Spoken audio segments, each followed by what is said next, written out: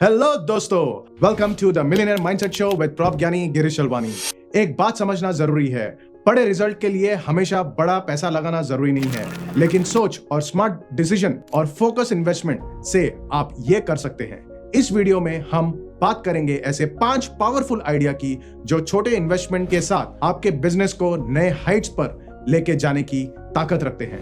साथ ही हम बात करेंगे ऐसे रियल लाइफ एग्जांपल से जो आपको समझने में आसानी होगी कि कैसे स्ट्रैटेजीज यूज करनी है, कैसे आपको शुरुआत करनी है इन चीजों में, जहां पे आप अपने बिजनेस में यूज कर पाएंगे आपके बिजनेस को बढ़ाने के लिए। तो चलिए शुरुआत करते हैं हमारे पहले स्टेप से, जिसको हम बोलेंगे स्किल बेस्ड इन्वेस्टमेंट। छोटा इन्वेस्टमेंट जहां पे बड़ा लंबा रिटर्न आ सकता है, बड़ा लंबा सक्सेस आपको मिल सकता है। आपने और अपनी टीम के लिए आपको स्किल्स में इन्वेस्टमेंट करना है। एक अंडररेटेड आपको इन्वेस्टमेंट करना है जहां पे आपको गेम चेंजिंग स्ट्रैटेजीज यूज करनी है, क्योंकि आज के जमाने में आप प्रोडक्ट में या सर्विस में, क्वालिटी में उतना ही आप इन्वेस्टमेंट कर पाओगे जितना आपको एग्जीक्यूशन में आपको डिफाइन करना है। जब आपकी टीम का स्किल्स बेटर हो जाएगा तो उनका रिजल्ट भी ऑटोमेटिकली इंपैक्टफुल हो जाएगा।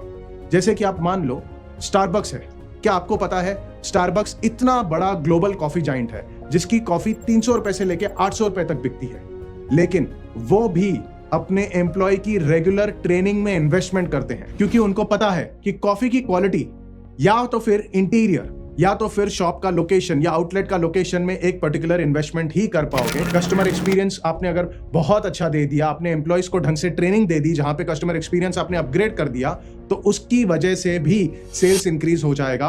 और इसी का रिजल्ट स्टारबक्स को मिला, जहां पे उनका कस्टमर सेटिस्फैक्शन स्कोर 46% से सीधा बढ़कर हो गया 87%। और ये वर्ड ऑफ माउथ की वजह से उनका सेल्स इंक्रीज हो गया। ये वर्ड ऑफ माउथ की वजह से उनका सेल्स सीधा इंक्रीज होके पहुंच गया 433%। तो ये उनकी एक बहुत बड़ी बिजनेस स्ट्रैटेजी थी जो आप भी यूज कर सकते हो रेवेन्यू जनरेट करने के लिए, रेवेन्यू इंक्रीज करने के लिए, जिसमें आपको नया बड़ा इन्वेस्टमेंट करने की जरूरत नहीं है। रियल एस्टेट में, मशीन्स में या शॉप में, या आपको मैन पावर में इन्वेस्टमेंट करने की जरूरत नहीं है। स्किल डेवलपमेंट में आपने अगर पैसा लगा लिया, अपने स्किल्स को अपग्रेड करने में पैसा लगा लिया, अपने टीम के स्किल्स को अपग्रेड करने में पैसा लगा लिया, तो आप इंक्रीमेंटल रेवेन्यू बढ़ा सकते हो, इंक्रीमेंटल सेल्स बढ़ा सकते हो। अभी आप बोलोगे गिरीश जी मैं अपने बिजनेस में कैसे इस्तेमाल करूं, या आप तो स्टारबक्स की बात कर रहे हो, तो मैं आपको एक छोटा सा एग्जांपल बताता हूं कि एक मुंबई बेस्ड सैलून है, ठीक है, नाई की दुकान है, जहां पे एक क्राउडेड मार्केट में उसने सैलून तो खोल दिया, बट क्या हुआ, कंपटीशन बहुत सारा था, अकेला तो था नहीं, 3-4 और थे, ठीक है, रेंट, मैन पावर, कंपटीशन, ठीक है, लाइट का बिल, सब खर्चों को ध्यान में रखते हुए प्रॉफिटेबिलिटी कम हो रही थी। तो अब करूं क्या? तो जो सबसे बड़ा उसका जो हेयर स्टाइलिस्ट, जो 3-4 जन में से एक जन के ऊपर उन्होंने स्पेंड किया एडवांस हेयर स्टाइलिंग के लिए, ठीक है, उसकी ट्रेनिंग के लिए 2-3 महीना खर्चा किया उसके ऊपर। और जब 4th मंथ ऑनवर्ड्स, ठीक है, चौथे महीने से जब उसने कस्टमर के बाल काटना चालू किए, तो ऑटोमेटिकली उसने पैकेजिंग करना चालू किया। तो जो कस्टमर 300 से 500 रुपया खर्चा कर रहा था, अब जो बाल काटने वाला बंदा है इसके साथ 2000 रुपए स्पेंड करने लग गया, प्रीमियम स्पेंड करने लग गया, क्योंकि अब ये डिजाइनर हेयर स्टाइलिस्ट है। तो अब बिना कोई खर्चा किए, रियल एस्टेट में, मशीन्स में, ठीक है, बिना ज्यादा खर्चा किए, बिना दुकान को एक्सपांड किए, बिना ज्यादा मैन पावर हायर किए, स्किल सेट डेवलपमेंट के साथ इन्होंने अपना सेल, अपना रेवेन्यू इंक्रीज कर दिया 20-30%। तो स्किल सेट डेवलपमेंट के ऊपर फोकस करिए, अपने आप आपका सेल रेवेन्यू सीधा 20-30% आपको बढ़ते हुए दिखेगा। यहाँ पे हमारा पहला टॉपिक खत्म करते हैं और अब हम चलते हैं हमारे सेकंड टॉपिक के ऊपर, जो है डिजिटल मार्केटिंग। कैसे हम डिजिटल मार्केटिंग का साथ लेके अपना ग्रोथ करें। आज के डिजिटल जमाने में थोड़ा पैसा और थोड़ी क्रिएटिविटी लगाकर अपने बिजनेस को ग्रो करने का मजा ही अलग है। एक अलग लेवल पर जाके अगर हम अपनी क्रिएटिविटी यूज कर सके, से अगर ब्रांड बना सके, तो अपने बिजनेस को, अपने प्रोडक्ट को एक अलग लेवल पर आप लेके जाके आप रेवेन्यू जनरेट कर सकते हो।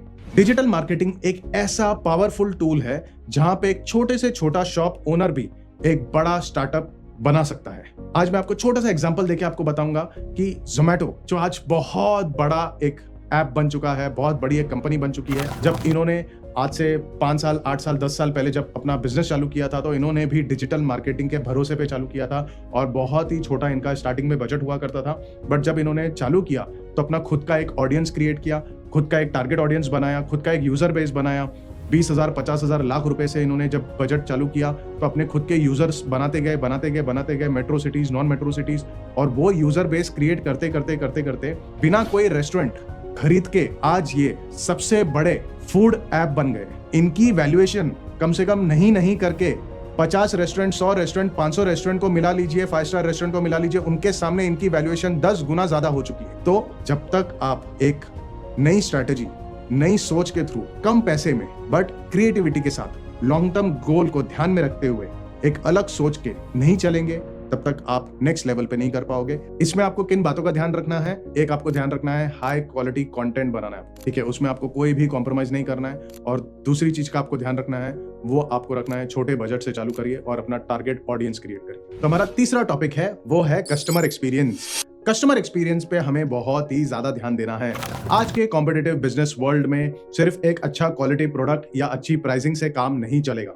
अगर आपने अपने कस्टमर को एक बेहतरीन एक्सपीरियंस नहीं देते हो तो आपका बिजनेस ग्रोथ नहीं हो सकता है। कस्टमर एक्सपीरियंस को इंप्रूव करने के लिए आपको थोड़ा टाइम और एफर्ट, इन्वेस्टमेंट करना पड़ेगा, लेकिन ये इन्वेस्टमेंट आपको लॉन्ग टर्म ग्रोथ के रूप में मिल सकता है। कस्टमर एक्सपीरियंस को एनहांस करने के लिए काफी आसान और कॉस्ट इफेक्टिव हो सकता है। आज मैं आपको बात करूंगा कि ऐसी छोटी इन्वेस्टमेंट जहां पे आप अपने कस्टमर का एक्सपीरियंस इंप्रूव कर सकते हैं और आप अपने ब्रांड की लॉयल्टी बिल्ड कर सकते हैं। एप्पल का एक सबसे बड़ा एग्जांपल लेते हैं। आज के टाइम में एप्पल एक प्रीमियम ब्रांड बन गया है, लेकिन इस सक्सेस के पीछे उनका फोकस सिर्फ एक ही चीज पे था, वो था कस्टमर एक्सपीरियंस। हाँ, प्रोडक्ट क्वालिटी भी था, मगर प्रोडक्ट क्वालिटी भी कस्टमर एक्सपीरियंस को लेके था। आज के तारीख में उन्होंने क्या किया? कस्टमर एक्सपीरियंस को ध्यान में रखते हुए उन्होंने एप्पल स्टोर नहीं खोला, उन्होंने कस्टमर एक्सपीरियंस स्टोर खोला। उन्होंने अपने कस्टमर के लिए ऐसा एनवायरनमेंट बनाया जहां पे वो उनके प्रोडक्ट को ट्राई कर सकते थे, ट्रेनिंग ले सकते थे और उनके साथ एक एंगेजिंग एक्सपीरियंस शेयर कर सकते थे।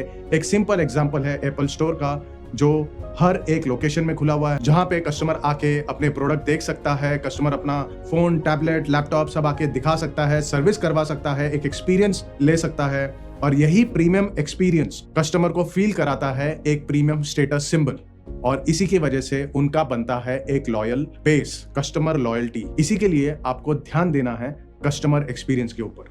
और इन बातों के लिए आपको किन चीजों का ध्यान देना है? पर्सनलाइज कस्टमर सर्विस के ऊपर, आपको ध्यान देना है कस्टमर फीडबैक के ऊपर, क्योंकि बहुत बार ऐसा होता है कि हम सेल्स में भूल जाते हैं इन चीजों को। तो आपको ध्यान देना है कस्टमर एक्सपीरियंस के ऊपर। आपको ध्यान देना है पोस्ट परचेस एक्सपीरियंस के ऊपर, मतलब खरीदने के बाद कस्टमर का एक्सपीरियंस कैसा है, क्या उसको अच्छा लगा, नहीं लगा, क्या हुआ उसके बाद, उसके ऊपर ध्यान देना है। दिवाली, दशहरा, ग्रीटिंग्स, इसके ऊपर आपको ध्यान देना है। रेगुलर आपको टच में रहना है, क्योंकि यही सारे कस्टमर्स आपको रेफरल भी देंगे, यही सारे कस्टमर्स आपको हेल्प करेंगे अपना बिजनेस ग्रो करने के लिए, यही सारे कस्टमर्स आपको हेल्प करेंगे अगर आपका प्रोडक्ट में कुछ फॉल्ट है उसको रेक्टिफाई करने के लिए, जो आपको हेल्प करेगा लॉन्ग टर्म में आपका प्रोडक्ट क्वालिटी बेहतर करने के लिए। तो अब हम चलते हैं हमारे फोर्थ पॉइंट की तरफ, जो है स्ट्रेटेजिक पार्टनरशिप। पार्टनरशिप ना सिर्फ आपके रिसोर्स को मल्टीप्लाई करती है, बल्कि आपको नए मार्केट तक भी लेके जाती है, और ये सब आपको छोटे इन्वेस्टमेंट के साथ करने का आपको बढ़ावा देती है, आपको सही पार्टनर चुनने का मौका देती है,